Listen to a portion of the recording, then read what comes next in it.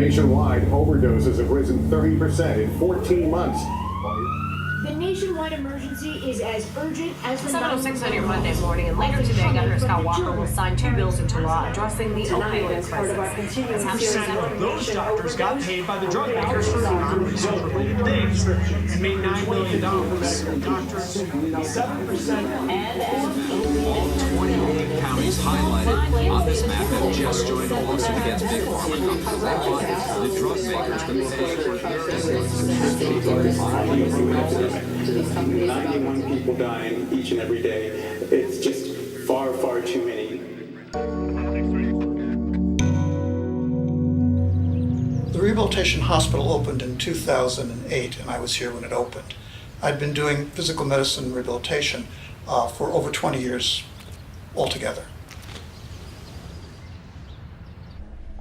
I graduated from medical school in 1973, so 45 years, 3 years as a resident and fellow. So we consider pain management to be an integral part of the services here at the rehabilitation hospital. Many of our patients are post-operative patients who have had painful orthopedic surgery or neurosurgical surgery on their backs. So many of them come on opioid pain medications and other medicines for pain.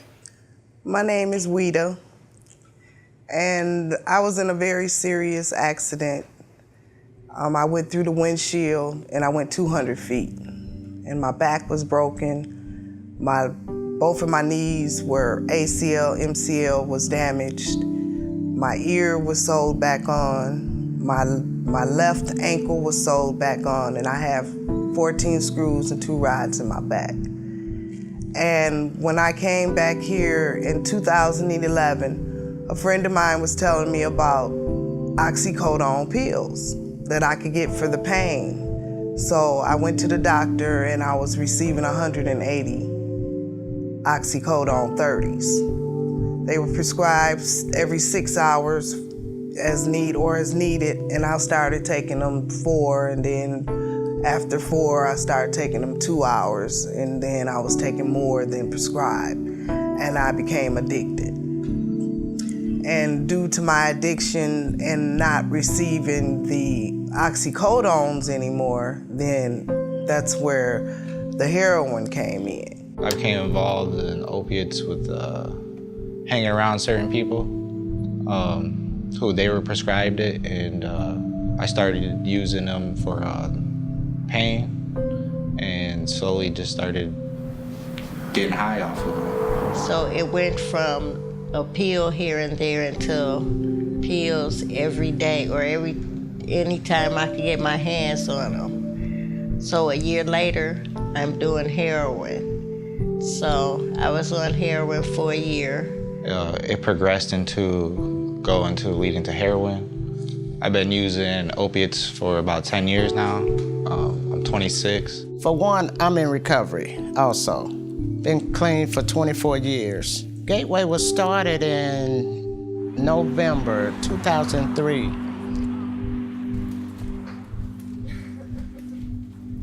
My name is Glenda Hampton. I'm CEO and Executive Director. I know what it feels like to be feeling hopeless and helpless and spiritually dead. And so when I got clean, I figured God didn't get me clean for me. He got me clean to help somebody else. I had suffered hearing loss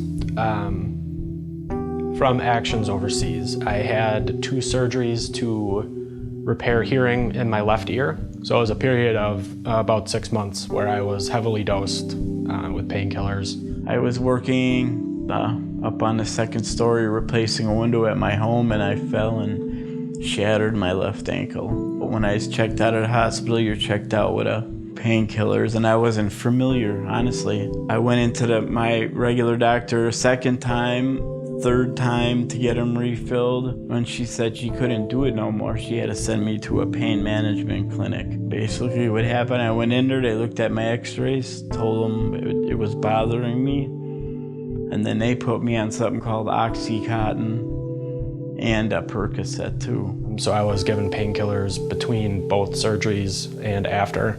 And after that, it was just a natural progression into buying it up on the streets, and eventually turned to heroin. After that, every month I would go see what they called the assistant or the nurse's aide. He'd ask me how I'm feeling, things like that, and after 2 months, he upped my dose. At that point, I was far gone, and I decided I needed to do something about it.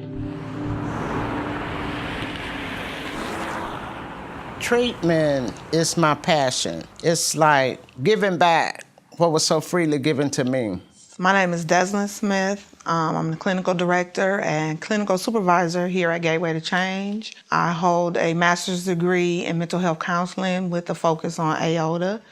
I hold my intermediate clinical supervisor license, my clinical substance abuse counselor license, as well as my Human Service Board certified practitioner's license. My name is Frederica King. I actually been in this field for 18 years. I'm currently the lead counselor here at Gateway to Change. We serve a lot of clients, mostly underprivileged, underinsured clients here, all walks of life, all races, ethnical backgrounds, cultural differences, a lot of homeless individuals we service here. I believe there is a lot of resources. However, the accessibility to the resources becomes the issue. There needs to be more resources in housing, and that's one of the things that I love about Gateway to Change is we do offer that supportive housing. This is the first treatment program that I'm aware of that they can just walk in off the street. They can run the insurance and different things like that. And even if they do come into the facility without any insurance, they're still welcome. But it's a great barrier just for anyone to access the treatments. This is actually my second time. My first time here, I only stayed here for about 4 days, and I left. And this time I've been here for 38 days.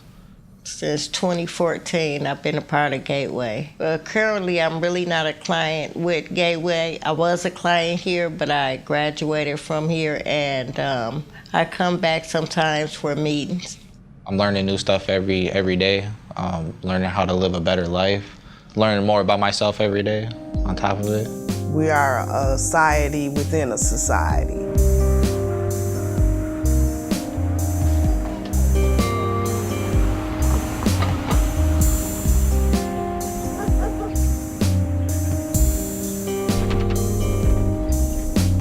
The opiate use started recreationally, just whenever I could get my hands on them. But then I started doing them like during the day, probably got up to like 30 or 60 milligrams of just like the straight oxycodone. I had about probably 60 days clean before a little relapse, a little use, and then made it a few more months. And then this past summer, started using again, kind of for the same reasons. Again, just thinking I could control it, or it would just be a fun thing I did, People can go out and drink every once in a while, people can smoke pot every once in a while.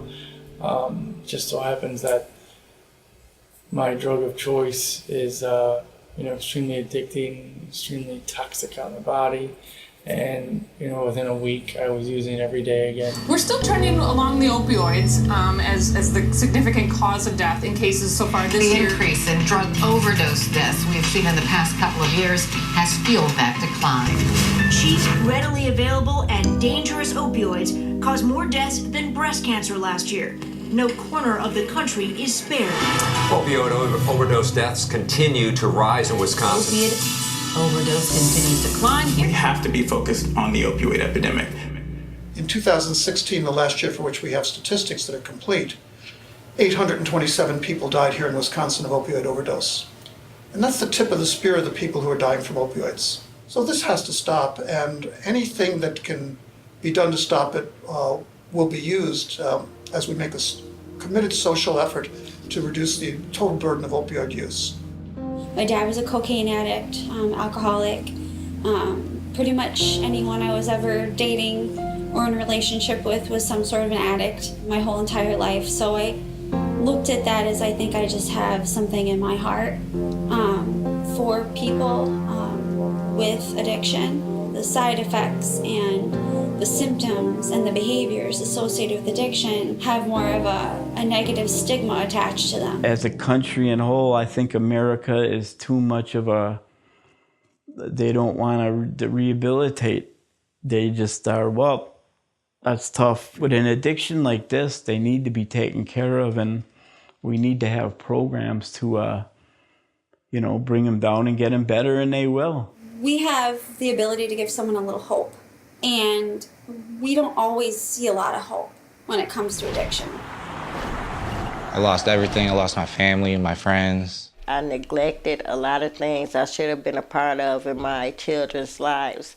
I had a son, he was 14. He was diagnosed with cancer in 2008.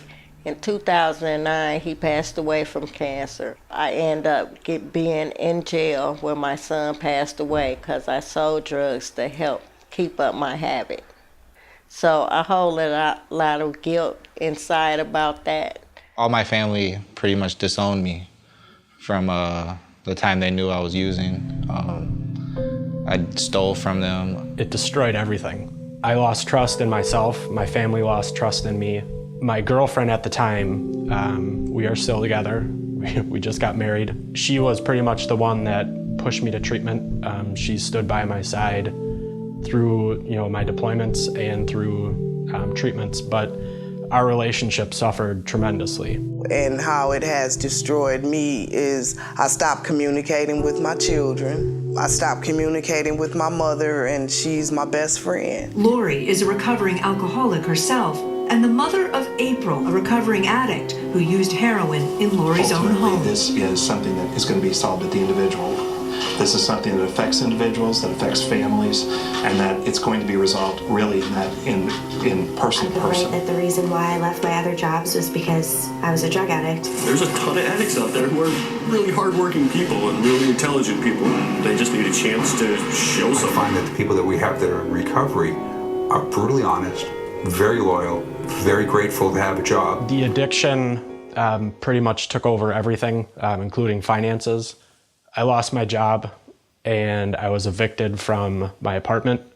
Unfortunately, I had a stroke last year in August 6th, so I'm not employable anymore. But even during my addiction, I guess you could say I was kind of a functional addict because I always held a job as long as I could. Employment decreases because we have the lack of resources to help prepare recovering addicts. It affects their employment ability a lot if the employer knows that they have that issue or they're in recovery, because it's a stigma attached with that. So I started putting myself in those positions to be available and learn of those resources to help our people re-entering into the community from either incarceration, which a huge population of those have addiction issues as well as mental health. So just trying to network with them. I would like other resources to like collaborate with, contract with, and more support from the neighborhood. The Recovery Foundation is to get back, to regain what you lost. And the best way to do it is to regain back your spirit. If you're so spiritually broken, you can't gain anything. Once you get spiritually broken and get back intact, your morals and values of things, then stuff start falling into play, long as you put some action into it. And the people that's addicted to it, they don't want to be addicted to it. They just don't know where their help is. And society shuns it. You know, even though they talk about it on Dose of Reality on Fox 6, you know, but the truth of the matter is society looks down on addiction because they don't understand it. The letter I'm holding was written to me February 6, 1989 from my children. Dear Mom, how's life been treating you? Well, we know You guessed it. We want to talk to you We want to talk to you about your problem. You know what it is. So we're just gonna say it. Your problem was smoking the pipe. We've been watching you since this problem first occurred, and we've noticed all the changes that's been happening in your life, as well as ours.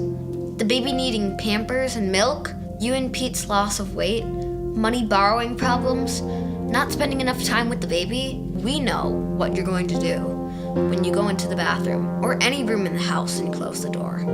Knowing you're doing this makes us feel really bad. Almost like you don't even care for us or love us anymore.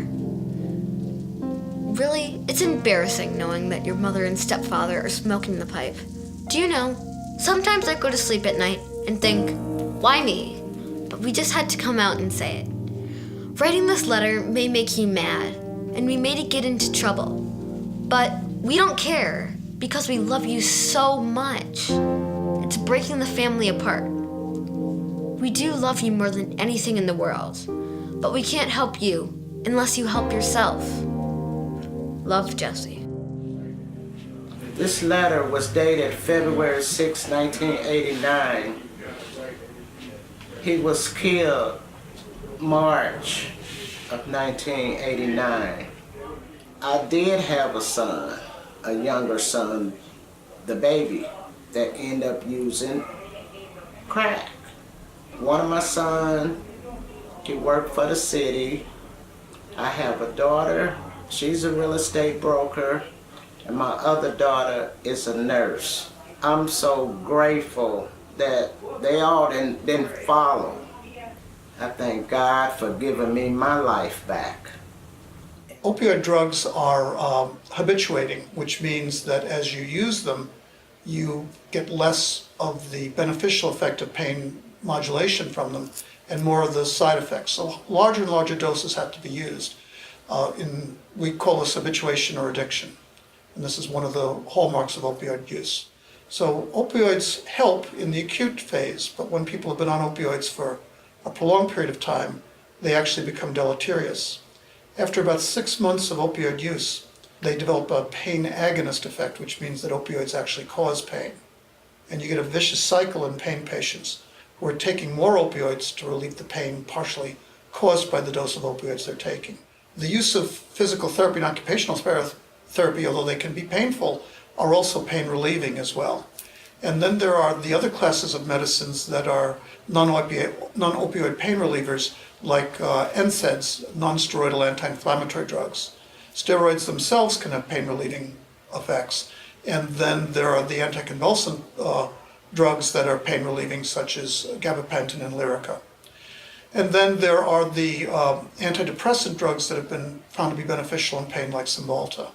We use all of these here in the rehab hospital. Acupuncture therapy can be very, very useful at controlling pain. There's no side effects known for acupuncture treatment, so that it's a case of a win-win situation.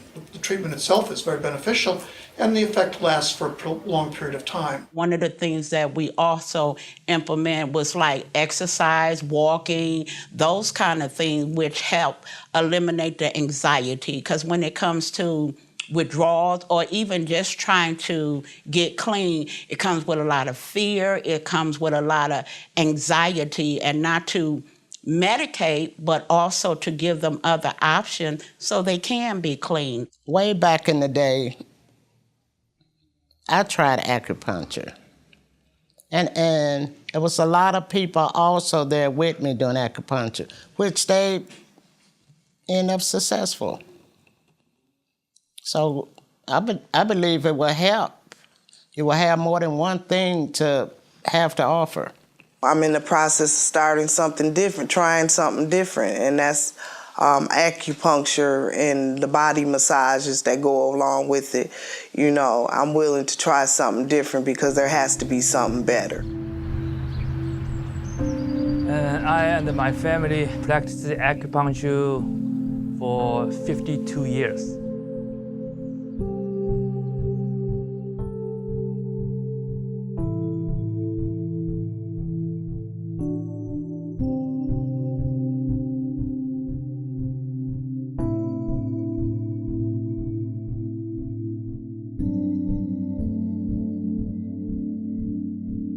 I have published 26 books. Most of them is about acupuncture, Chinese medicine, or systemic medicine. Yeah, most type of acupuncture therapy can help with pain, acute pain or chronic pain. So we stimulating these points, we call the acu-reflex points, then get optimal results to relieve pain. We can sterilize the earlobe first. Then we use the point locator to detect the sensitive spots in the lung area first.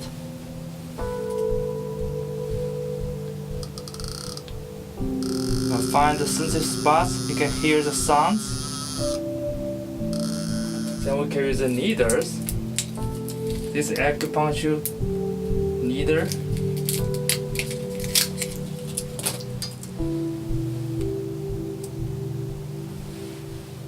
Tap it. Remove the tube.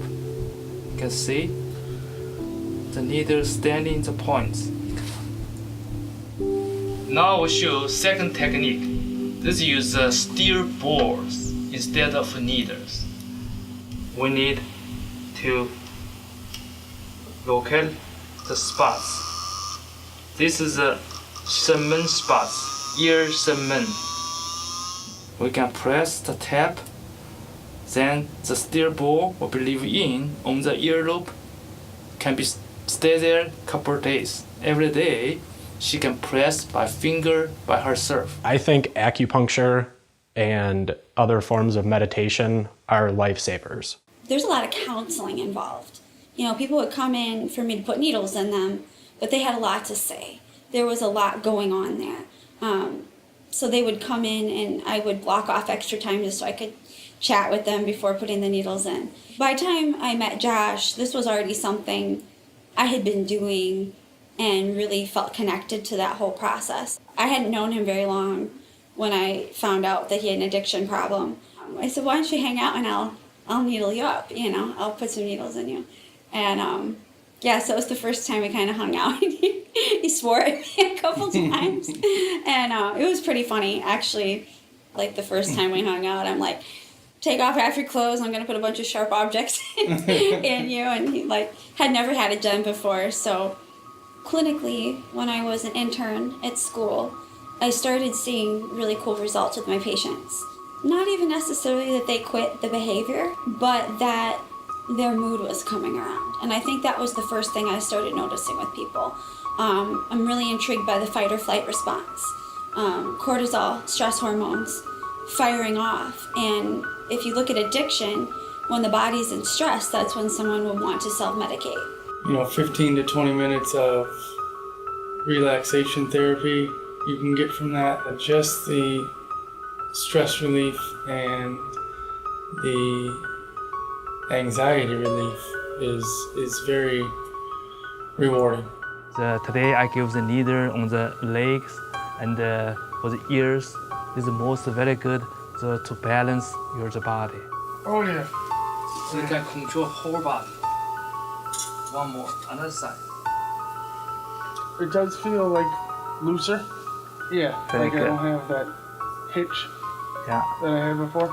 Very good. If you like this situation, if we can keep some more acupuncture, will be much better. Yeah. The acupuncture effects can be accumulated. Let us sterilize. I insert needles. No pain. Nope. Good. Sometimes use acupuncture instead of the medication anesthesia. We call it acupuncture anesthesia for surgery. Really? The needle can stay there 20 minutes or half hour. This depends, okay? Or just remove. We call it quick acupuncture. For some simple pain, sometimes one-time acupuncture working pretty good is enough. For chronic issues, we need some sessions, series of the acupuncture. Okay, take off the needles. You can see the ear color, a little reddish color. That's a good sign, more effective.